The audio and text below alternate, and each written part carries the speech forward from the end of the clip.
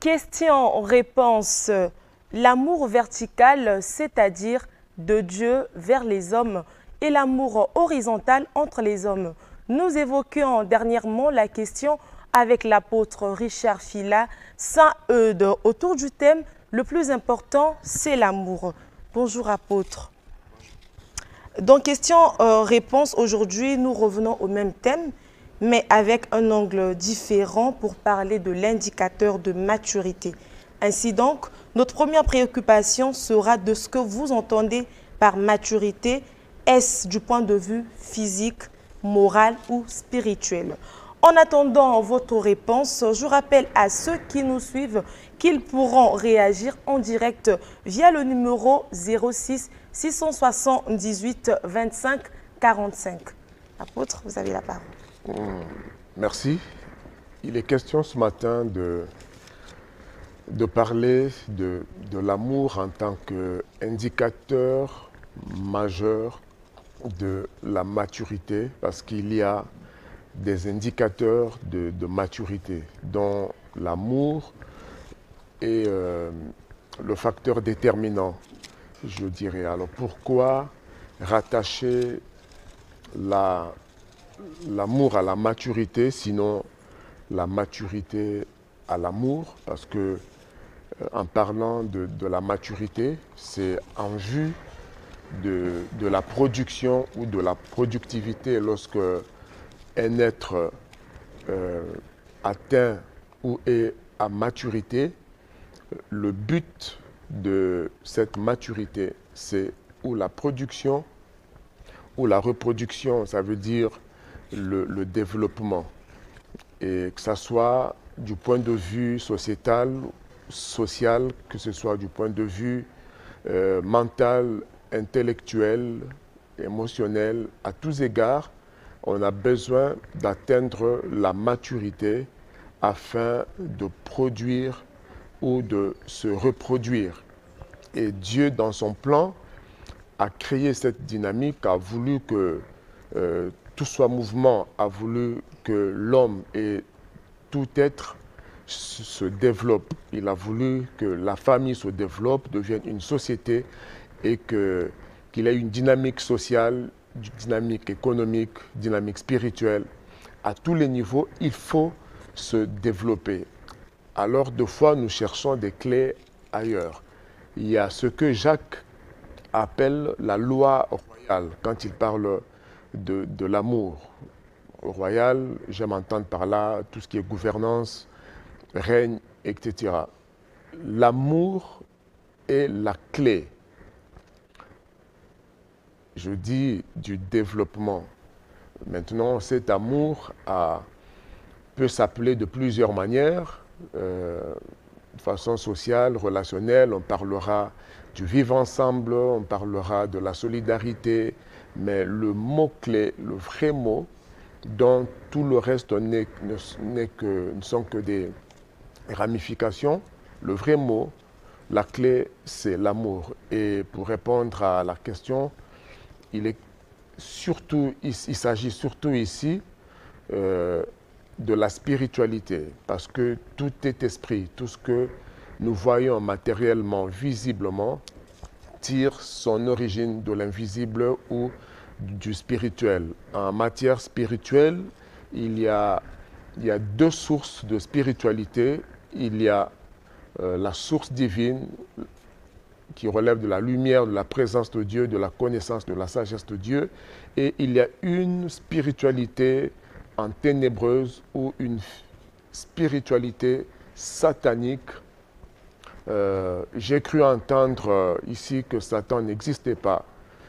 Ça me renvoie dans la parole de Dieu qui dit clairement que personne ne vous trompe par des discours humains, par des philosophies d'hommes, pour vous séduire. Je pourrais revenir là-dessus. Satan existe, Jésus-Christ existe, Dieu existe. Selon Jean chapitre 4, verset 8, la Bible dit que Dieu est amour. Donc voilà pourquoi nous voulons ramener toutes choses au principe premier, ça veut dire l'amour. Quand Dieu a créé le monde, quand Dieu a créé l'humain, il l'a fait par amour. Il a voulu que l'homme soit un être d'amour qui soit semblable à Dieu parce que Dieu est amour. Dieu a voulu que l'homme vive dans un environnement d'amour, que l'homme aussi soit amour, que l'homme connaisse l'amour. Alors la déchéance, la chute de l'homme a déprogrammé, a dénaturé sa vraie nature qui ressemble à celle de Dieu, donc l'amour. Si on veut ressembler à Dieu, si on veut revenir à la pensée initiale de Dieu, il faut retourner à la source parce que Dieu est amour. Ressembler à Christ, c'est ressembler à Dieu. Il est venu pour révéler l'image du Dieu invisible qu'il était lui-même. C'est pourquoi personne dans ce monde ne peut incarner ce que est Dieu, ce que dit Dieu, ce que fait Dieu, si ce n'est Jésus. Alors, imiter Jésus, marcher comme Jésus, ce n'est autre que imiter l'amour, marcher dans l'amour, vivre l'amour. C'est pourquoi nous disons, nous avons pris 5 jours entiers au Palais des Congrès pour parler de ce qui est plus important. Voilà pourquoi nous sommes là en train de décrypter, d'approfondir ce sujet. Le plus important, c'est l'amour. Retourner à la source, comme vous le dites. Apôtre, dites-nous, la maturité spirituelle répond-elle à des critères et lesquels si c'est le cas? Oui, la maturité spirituelle, parce que toute autre maturité devrait être fonction de la véritable maturité, de la première maturité à rechercher, c'est la maturité spirituelle. Ce n'est possible que par l'Esprit de Christ, le Saint-Esprit, sinon l'Esprit de Dieu.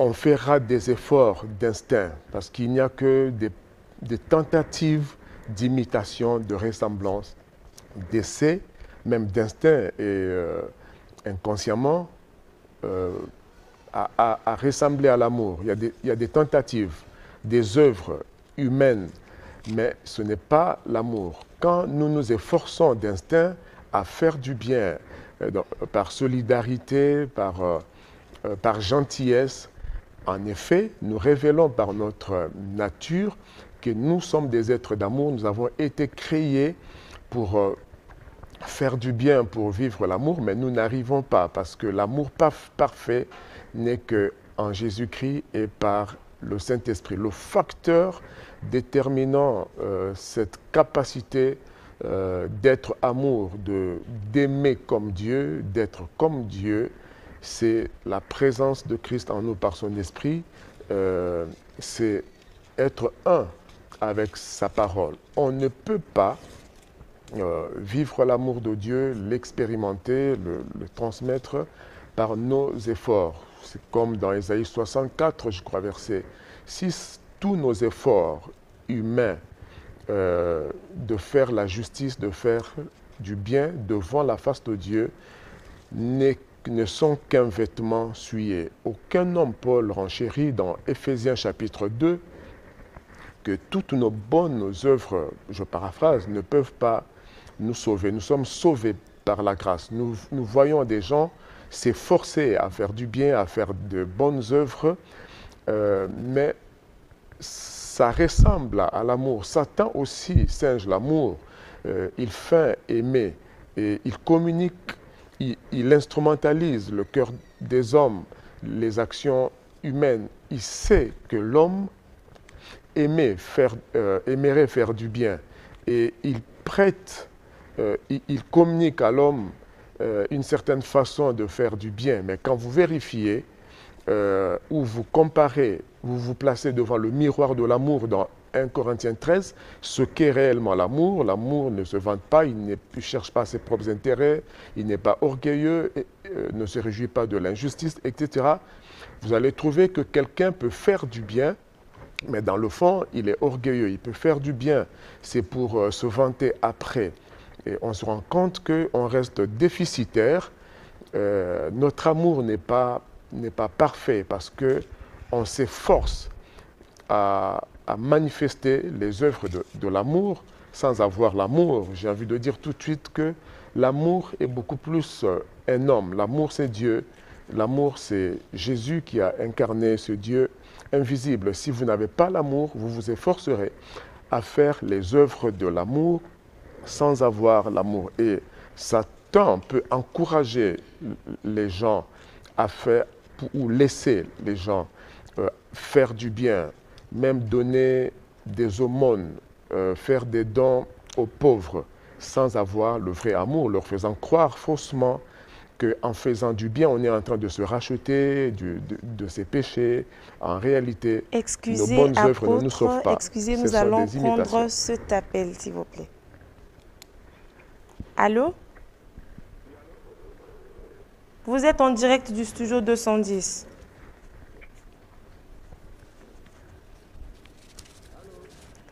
Allô? Allô? Vous êtes en direct. Bonjour.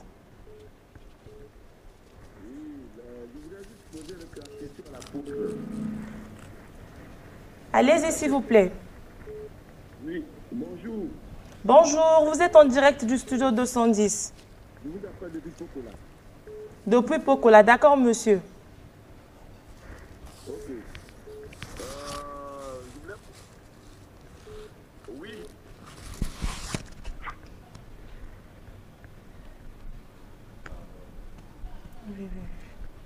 Allô?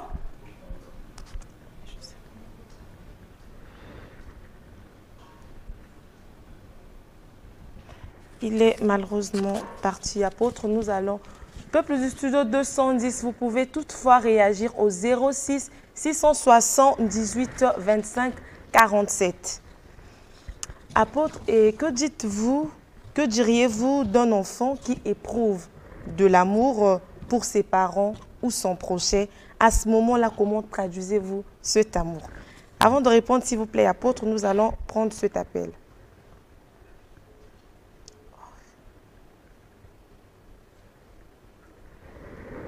Allô, bonjour, vous êtes en direct du studio 210.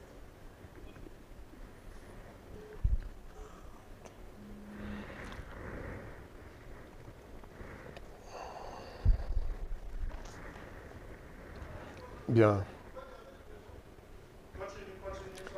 Ben, je prendrai tout de suite cet enfant en illustration comme le ferait Jésus. Okay. Parce que... Excusez. Allô? Oui, bonjour. Vous êtes en direct du studio 210. Bonjour. Bonjour, c'est l'abbé Victor Lemay depuis Pointe-Noire. D'accord, on vous écoute, monsieur l'abbé. Je voulais poser la question à notre journaliste qui est sur le plateau. C'est à l'apôtre, s'il vous plaît. Je voulais poser une question à notre frère qui est sur le plateau. Et je vais lui donner deux personnages. Il y a une personne qui doit présenter, soit faire des exhibitions sur un miracle, et l'autre qui a son intelligence. Celui qui va exhiber son miracle, il dit, bah, écoutez, moi je vais traverser le fleuve Bakwilou en 2, 3, 4 minutes. Et il y a l'autre qui vient pour dire, écoutez, moi je vais bâtir un pont sur Bakwilou en 2 ans qui permettra à tout le monde de traverser ce pont. Alors, quelle est la personne que notre frère peut choisir entre les deux personnages? Entre celui qui va traverser le fleuve Bakwilou miraculeusement et celui qui va bâtir un pont sur Bakwilou en 2 ans ou 1 an et demi. Quel est le personnage qui peut choisir? Merci, monsieur l'abbé. L'apôtre vous répond. Merci. J'évacue la question précédente. Je prendrai cet enfant en illustration parce que le royaume de Dieu, qui est fondé sur l'amour, appartient justement à ce qui ressemble à un tel enfant qui aime simplement. Pour la deuxième question, ces deux personnages m'intéressent parce que je crois au miracle, mais pas au miracle fantaisiste ou juste comme pour changer ou transformer une pierre en pain. je ne ferai pas ce type de miracle qui ne glorifie pas Dieu, qui est juste démonstratif. Ça, c'est un miracle qui relèverait de l'orgueil. Je peux recevoir de Dieu la grâce de... Je crois que Dieu est capable de faire cela. Jésus a marché sur les eaux. Nous vivons des miracles tous les jours. Je suis l'objet ou un sujet de miracle. Je viens de faire 3 tonneaux il y a un mois.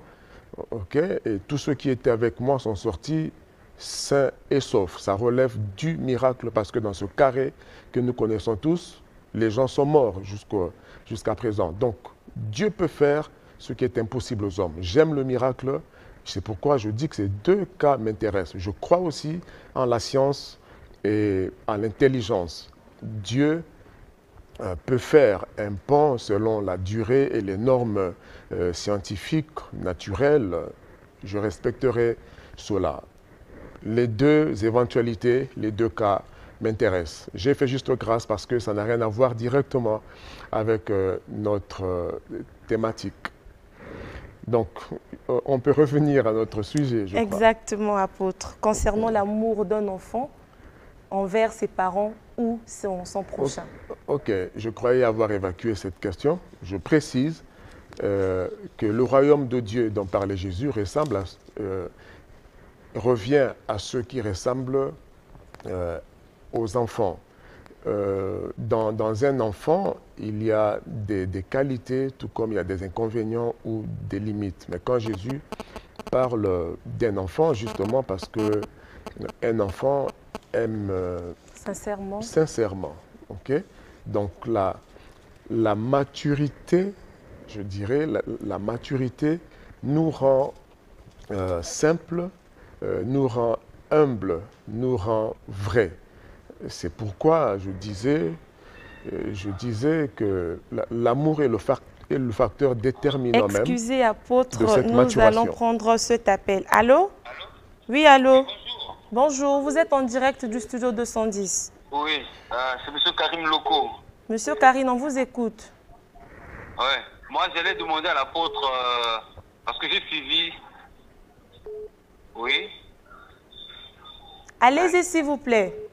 Ouais, je disais que moi j'allais demander à l'apôtre quelle est la différence entre Lucifer et Satan.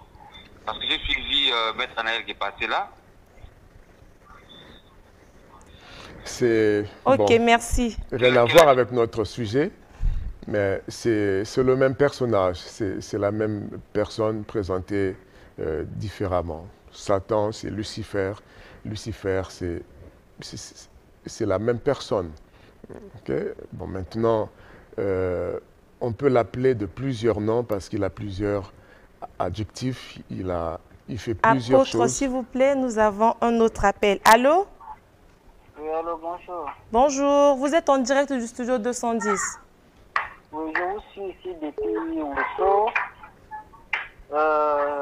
J'ai un problème là, je voudrais poser une question là. Oui, bonjour.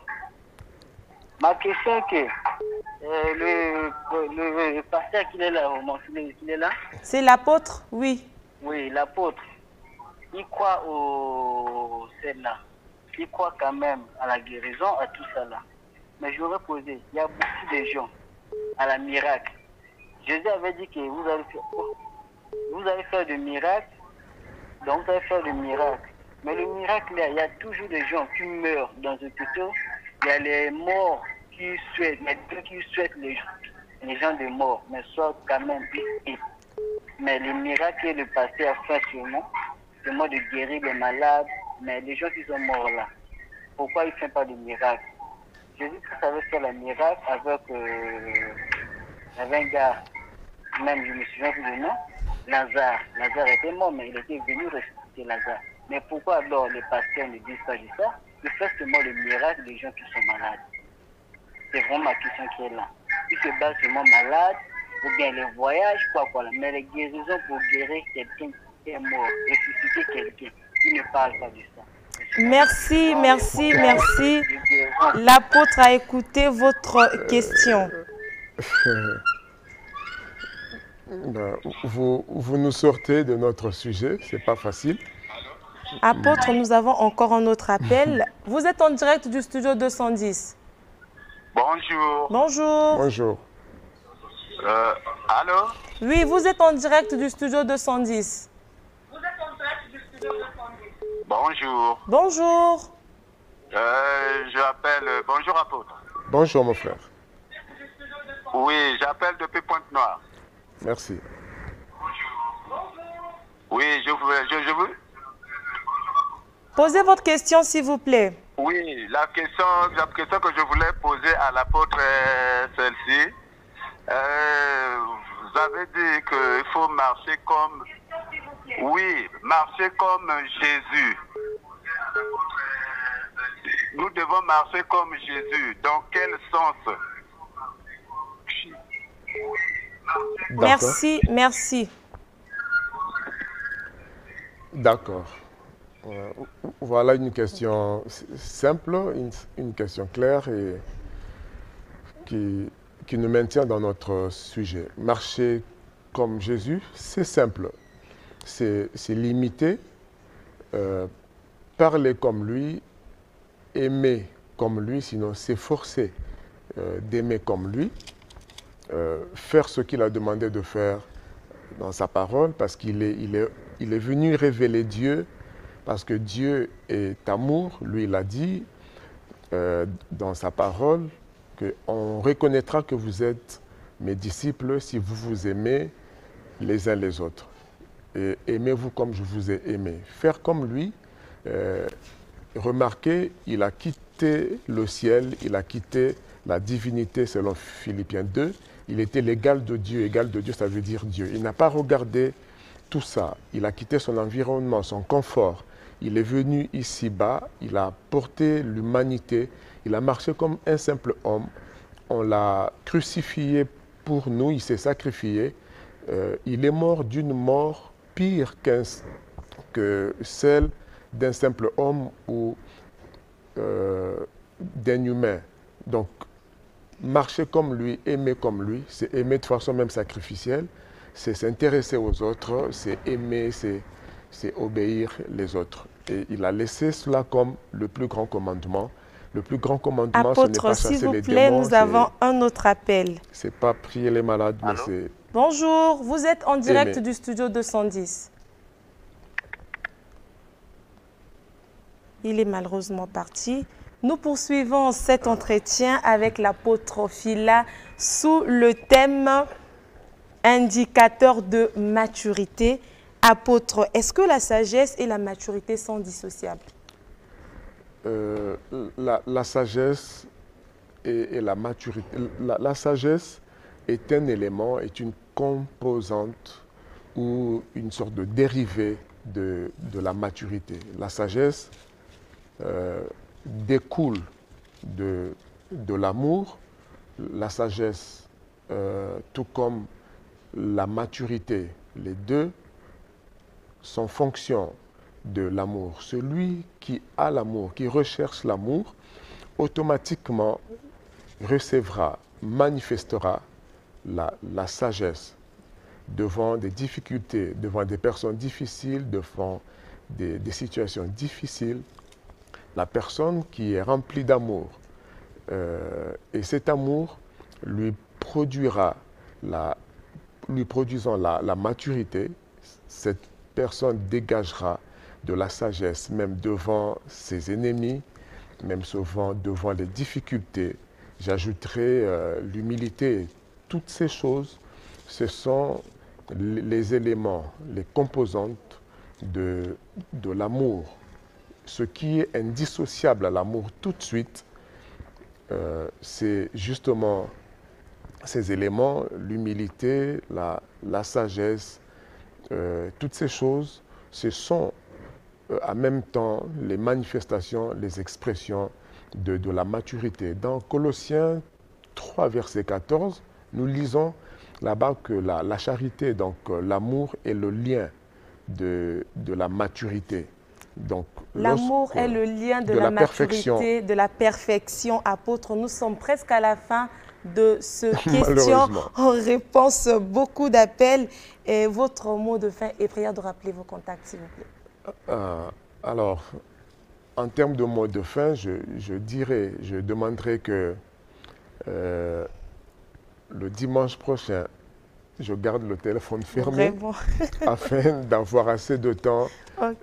parce qu'il y a beaucoup à dire comme vous pouvez le constater. Donc nous sommes revenus ce matin, c'est encore pour rappeler que cette année nous célébrons le plus important, ça veut dire l'amour. Nous prenons le temps de rétablir que ce qui est plus important au-delà des miracles, au-delà des connaissances, au-delà des dogmes, c'est l'amour. Et pourquoi? Parce que Dieu est amour. Si vous avez l'amour, mais pas n'importe quel amour, l'amour que nous tenons de Dieu, de sa parole, de son esprit, qui ne vient que de Jésus. Sans Jésus, l'amour n'est impossible. Nous nous limiterons qu'aux tentatives d'imiter, d'essayer l'amour. Si vous voulez expérimenter l'amour, vivre l'amour, ça ne passe que par Jésus. Désolé parce que le temps n'aura pas suffi. Nous promettons de revenir là-dessus le dimanche prochain. En attendant, nous restons à votre disposition au 06 903 51 14. Que Dieu vous bénisse. Merci beaucoup, apôtre Phila. Le téléphone ne cesse de sonner. Restez connectés encore pour le dimanche prochain. Ne peut qu'aimer que c'est lui qui a de la maturité spirituelle, dit l'apôtre Richard Phila Sainte-Eude. Ainsi, le cède le témoin à Lisette Achono pour son entretien avec le phytothérapeute Auguste Balandamio.